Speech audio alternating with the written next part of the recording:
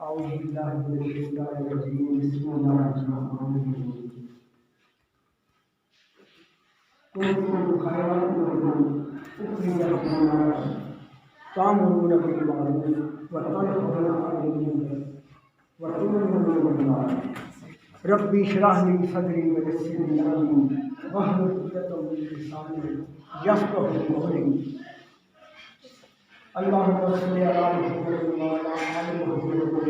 كما صليت على إبراهيم وعلى آل إبراهيم إنك حميد مجيد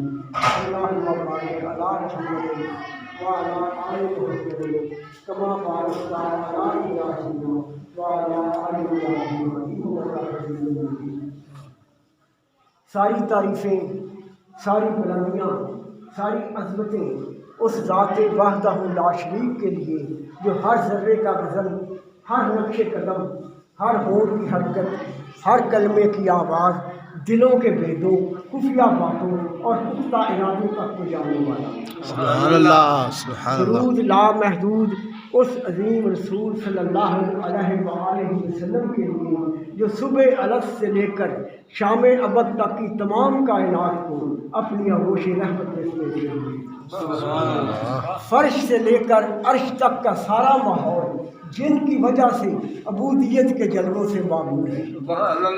حاضرین محترم، میں نے جو آیت مبارکہ آپ کے سامنے پڑھی ہے، میں نے صرف اس کے پہلے حصے پر چند منٹ گفتگو کرنی ہے. ارشاد رب العزت ہے، کنتم خیر امت، تم بہترین امت ہو. اللہ رب العزت کے اس ارشاد مبارک پر صحیح معنوں میں اہل بیت اطہار، صحابہ اکرام رضوان اللہ اجمعین اور ہمارے اسلاف ہی پورے اترے. ہم تو صرف چونگے میں شامل ہیں. اہل بیت اطہار نے، صحابہ اکرام نے نبی پاک صلی اللہ علیہ وسلم کے حکم مبارک پر اپنی جانوں کو اللہ رب العزت کے حکم پر سرکار دو جہاں صلی اللہ علیہ وسلم پر نچھاور کر دیا. سبحان اللہ. صحابہ کرام رضوان اللہ اجمعین تعداد میں کم ہونے کے باوجود اللہ کے دشمنوں سے ٹکرا گئے. بے سر و سامان ہونے کے باوجود کفار مکہ سے انہوں نے ٹکر دی. صحابہ کرام رضوان اللہ اجمعین نے اور اہل بیت اطہار نے، ہمارے اسلاف نے بھوک و پیاس کے باوجود پیٹوں پر پتھر باندھ کر اللہ اور اللہ کے رسول کے دشمنوں سے نبرد آزما ہوئے اور انہیں کیفر کردار تک پہنچایا. صحابہ کرام رضوان اللہ اجمعین نے نبی پاک صلی اللہ علیہ وسلم پر اپنے آپ کو قربان کر دیا، اپنے رشتہ داروں کو قربان کر دیا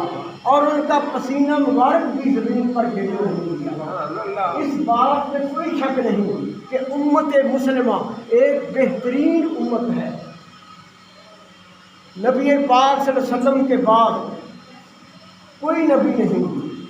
دوسری امتوں کے ساتھ حواری ہوتے تھے مگر نبی پاک صلی اللہ علیہ وسلم کے ساتھ صحابی. دوسری امتوں میں کسی پر زبور نازل ہوئی، کسی پر انجیل نازل ہوئی، کسی پر توریت نازل ہوئی، مگر نبی پاک صلی اللہ علیہ وسلم پر قرآن نازل ہوتا. امت مسلمہ کے رسول پر نازل ہونے والی کتاب بھی عظیم ہے. دوسری امتوں پر نازل ہونے والی کتابیں صرف اپنے عہد کے لیے رہنما تھیں، مگر نبی پاک صلی اللہ علیہ وسلم پر نازل ہونے والی کتاب، امت مسلمہ کے لیے جو کتاب نازل ہوئی،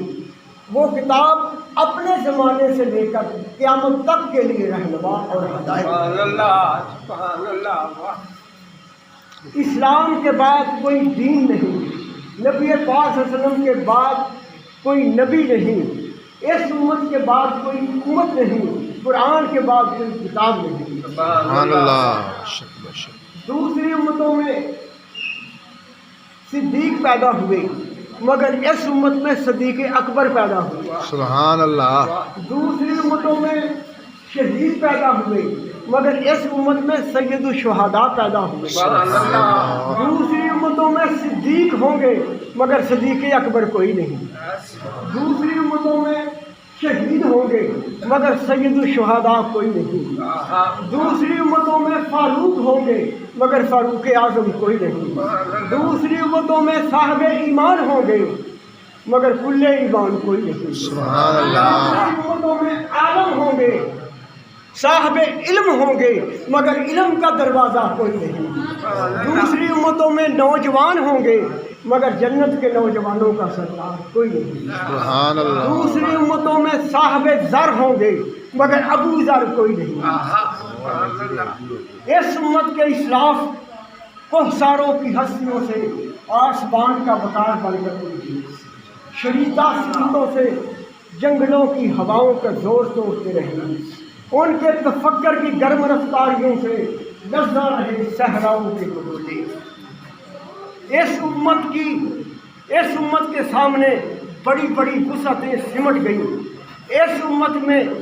ستاروں پر کمندیں ڈالنے والے ان افراد نے جنم لیا جن کے سامنے پہاڑ اور صحرا صرف سنگ میل تھے، ان کا ذوق سفر کسی سرحد کو تسلیم نہیں کرتا تھا، ہر ملک ماس کا نعرہ لگا کر ساحل سمندر پر جلائی جانے والی کشتیوں کا دھواں آج بھی ہمیں دور رفتہ کا وہ انداز خودی یاد دلا رہا ہے، اور جبل الطارق پر مجاہدین کے نشان قدم سے یہ ندا اٹھ رہی ہے، خودی میں ڈوب جا کافر نہیں چھڑنے سے مسلمانوں کے دور عروج میں اسلامیان عالم کی علمی کاوشوں کا کوئی نہ کوئی مرکز رہا، مسلمانوں کے پاس رازی و غزالی کے ذہن، ایوبی و مسلم کی تلواریں، بخاری و مسلم کی احتیاطیں، رومی اور جامی کے نعرے تھے، مگر آج ہمارے پاس آنکھیں تو ہیں مگر نمناک نہیں، دل تو ہے مگر غمناک نہیں، واہ جی واہ، آج کا مسلمان نانے جمی تو کھاتا ہے مگر بازوئے حیدری نہیں رکھتا، سبحان اللہ، مراقبے کا باہر ہے لیکن مشاہدے سے محروم ہے، لیکن یہ بات بھی ایک حقیقت ہے کہ حادثات زمانہ کے زلزلے اور طوفان ہماری بنیادیں ہلا سکے ہیں اور نہ ہمارے پتوار سرنگوں کر سکے ہیں، یہی وجہ ہے کہ آندھیوں کے باوجود ہمارے روشن چراغوں کا دھواں اب بھی دیکھا جا سکتا ہے، چراغوں کے باوجود ہمارے قدموں کے نشان اب بھی باقی ہیں، بجلیوں کے باوجود ہمارے نشیمن کے تنکے اب بھی ٹہنیوں سے چمکے ہوئے ہیں، ہم مٹی کا ڈھیر ضرور ہے لیکن نمی ابھی باقی ہے، اور قاضی روح کو صحبت زاغ نے خراب کر رکھا ہے، لیکن ہماری روح ابھی بیدار ہے، مر نہیں گئی، حرص و ہوس نے دل کو بت خانہ بنا رکھا ہے، مگر دل ابھی نقطہ توحید سے بیگانہ نہیں، سبحان اللہ، اگر سیرت طیبہ کی بدولت، اگر سیرت طیبہ کی پیروی کی بدولت ہم پر رمز اللہ آشنا ہو گئی، اگر ہمارے دل کے نہاں خانوں میں اذان بلال گونج اٹھی، اگر ہماری صفوں میں کسی رومی نے جنم لے لیا، اگر کسی صاحب درد نے ہمیں فقر کی سان پر چڑھا کر تلوار کر دیا، تو پھر ایک دن آئے گا سرانگا پٹم کا قلعہ ہوگا اور ٹیپو سلطان ہوگا،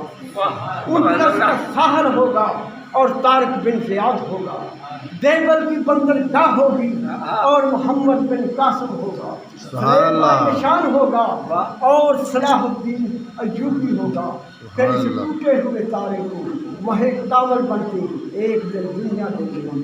اللہ رب العزت سے دعا ہے کہ اللہ تعالی ہمیں نبی پاک صلی اللہ علیہ وسلم کی سیرت طیبہ پیروی کرنے کی توفیق عطا فرمائے اور ہمیں امت مسلمہ کی عظمتوں سے واقف ہونے کی توفیق عطا فرمائے۔